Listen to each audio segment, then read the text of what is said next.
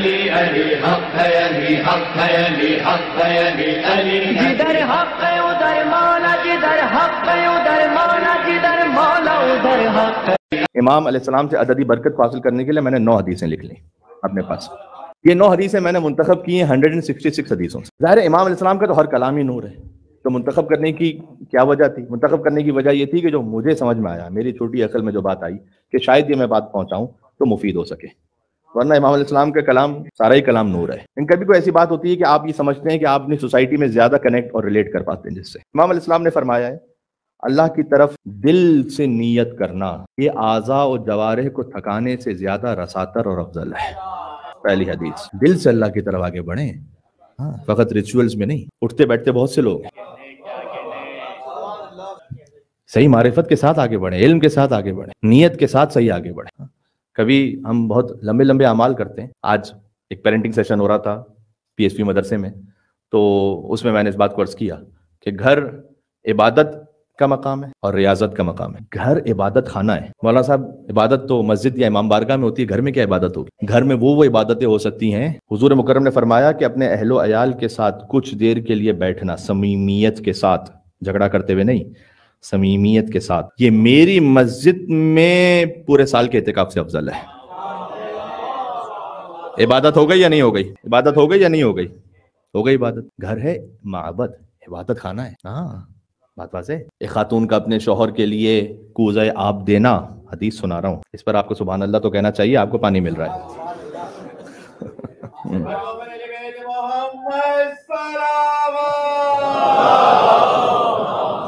اللہم صلی علی محمد.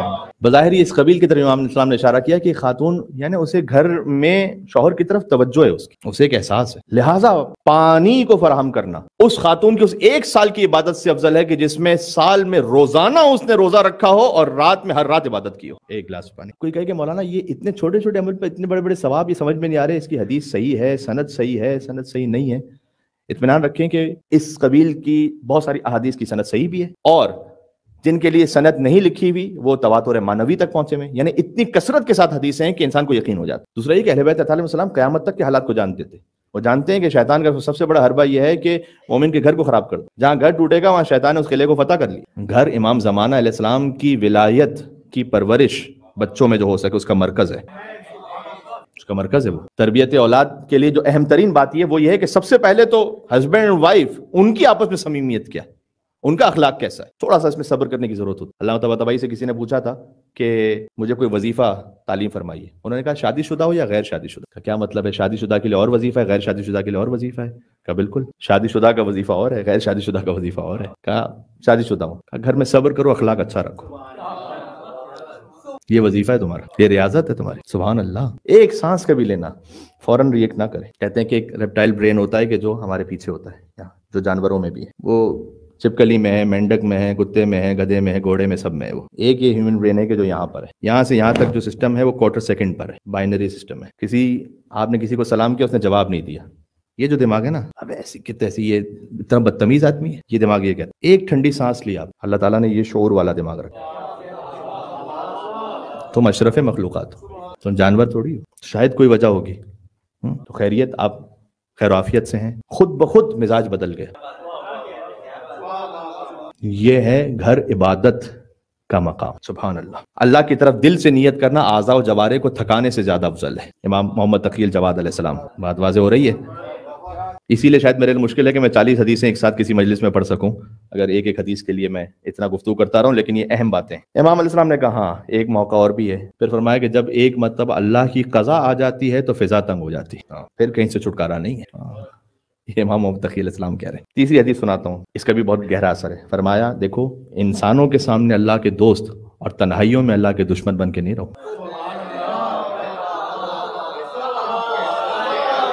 ایک حق بنتا ہے یہاں پر عظمت امام محمد تقی علیہ السلام پر مل کے صلوات بھیجے محمد و آل محمد. مجمع میں تو اللہ کے دوست ہو، تنہائیوں میں اللہ کے دشمن ہو، یہ نہیں کرو. یہ امام تقی علیہ السلام فرما رہے ہیں. اب آتی ہے وظیفے کی باری. وظیفہ وہ اہم ہے اپنے مقام پر، لیکن یہ ساری ریاضت کے ساتھ. کسی نے امام علیہ السلام کو خط لکھا تھا، اسماعیل بن سہل نے. کہ مولا کچھ ایسی بات تو بتائیے گا کہ دنیا اور آخرت میں آپ کے ساتھ رہوں. سننا چاہیں گے بات؟ دنیا اور آخرت میں امام تقی علیہ السلام کے ساتھ. امام نے کہا کہ کثرت سے انا انزلناہ کا سورہ پڑھتے رہو اور اپنے ہونٹوں کو استغفار میں مشغول رکھو. اللہ دنیا اور آخرت میں تمہیں ہمارے ساتھ رکھے گا. یہ ہے وظیفہ. استغفار کی بہت تاکید ہے. استغفار سے رزق میں وسعت ہے. استغفار سے اولاد عطا ہوتی ہے. استغفار سے نہروں میں پانی عطا ہوتا ہے. یہ حضرت نوح علیہ السلام کے واقعے میں ہے. میں کیا کیا تفصیل میں جاؤں. استغفار کی بڑی برکت ہے. بعض لوگ یہ کہتے ہیں کہ مطلب کوئی وظیفہ بتلائیے. ایک حدیث بڑی خوبصورت. امام نے فرمایا کہ اگر کوئی نیکی کے راستے پر تو اس کے لیے اتنا ہی دعا کرنا کافی ہو جاتا ہے جتنا کھانے میں نمک کافی ہے. لمبی دعاؤں کی ضرورت نہیں رہتی پھر. لمبی لمبی دعائیں پڑھ لے, لمبی لمبی نماز ہے, کچھ ہو جائے, لیکن ہے شر کے راستے پہ. امام نے کا فائدہ نہیں. نیکی کے راستے پر اتنی دعا بھی کافی ہے جتنا کھانے میں نمک. کھانے میں نمک نہ ہو تو ٹیسٹ لیس ہے, لہذا دعا ضروری ہے, لیکن اتنی ہی کافی ہے جتنا کھانے میں نمک. اس سے زیادہ تمہیں ضرورت ہی نہیں ہوگی. کیا بات ہے. پھر ایک موقع کبھی ایسا آ جاتا ہے کہ کیا کیا جائے, انسان کسی سختی میں بھی ہے, لیکن فرمایا امام محمد تقی علیہ السلام نے کہ مومن کی عزت لوگوں سے بے نیازی میں ہے.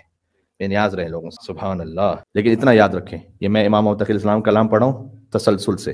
یہ حدیثیں مختلف ہیں لیکن میں تسلسل سے کوشش کر رہا ہوں کہ پڑھوں آپ کی خدمت میں. امام نے فرمایا اگر زمین و آسمان کسی کے لیے بند ہو جائے, ایک جاب نہیں, ایک بزنس نہیں, ایک معاملہ نہیں, زمین و آسمان کی ہر شے کسی پر بند ہو جائے اور اس کے دل میں خوف خدا ہو, امام نے کہا وہ اطمینان رکھے کہ اللہ کہیں نہ کہیں سے اس کے لیے گشائش اور راستہ بنا کے رہے گا. ایک عالم دین کا اچھا جملہ ہے کہ مومن کبھی بند گلی میں پھنستا نہیں. بند گلی ہے ہی نہیں, ہے نا, اسٹک ہو گیا سامنے آپ کو راستہ, ایسا کبھی بھی نہیں ہوگا اگر خوف خدا ہے دل میں. راستہ ہے, کوئی نہ کوئی راستہ ہے. سبحان اللہ. یہ حدیث میں نے بہت لطیف لگی مجھے, تو اس لیے میں نے آپ کی خدمت میں چاہ کے شیئر کروں. اس میں ہر حالت کا بیان ہے. کبھی انسان فقر میں, ہم میں سے ہی کوئی ہو سکتا ہے کہ مالی اعتبار سے کسی مشکل میں ہو, کوئی ہو سکتا ہے دولت مند ہے. تو مختلف طبقات کے لیے امام اسلام نے فرمایا فقر کی زینت پاک دامنی, دولت کی زینت شکر ہے, سختی میں ہو تو سختی کی زینت صبر ہے, سخن کی زینت فصاحت ہے, علم کی زینت تواضع ہے, عقل کی زینت ادب ہے, کسی کے ساتھ نیکی کی زینت اس پر احسان نہ جتلانا ہے. یہ 8 حدیثیں ہو گئیں. 9ویں حدیث وہ کہ جو آپ میرے خیال میں بعض پر عمل کر رہے ہیں کہ جب اسلامی ماہ کی پہلی تاریخ ہے تو 2 رکعت نماز پڑھیں, نماز اول ماہ. یہ سکھلائی ہوئی ہے امام محمد تقی علیہ السلام کی. امام پہلی رکعت میں الحمد کے بعد قل هو اللہ احد کو پڑھتے تھے اتنی مرتبہ جتنی مرتبہ کا وہ مہینہ ہوتا تھا. امام اپنے علم غیب سے جانتے تھے کہ یہ مہینہ 29 کا ہے یا 30 کا. آپ 30 پڑھ لیں اس احتیاط کے مطابق, اگر 30 کا ہے تو وہ پورا ہو جائے معاملہ. اور دوسری رکعت میں الحمد کے بعد 30 مرتبہ سورہ انا انزلنا کی تلاوت کریں. نماز ختم ہو جائے تو سہولت جتنی ہے اتنا صدقہ دیں. یہ حدیث میں یہ بھی نہیں امام اسلام نے تقاضا کیا کہ کوئی بہت بڑی مقدار دو, جتنی سہولت ہے اتنا صدقہ دو. اور امام نے کہا کہ اس عمل سے اس مہینے کی سلامتی کو خرید دو اللہ سبحانہ و تعالیٰ سے. ایک صلوات بھیجے گا ایک محمد تقی علیہ السلام صلی اللہ علیہ محمد و محمد.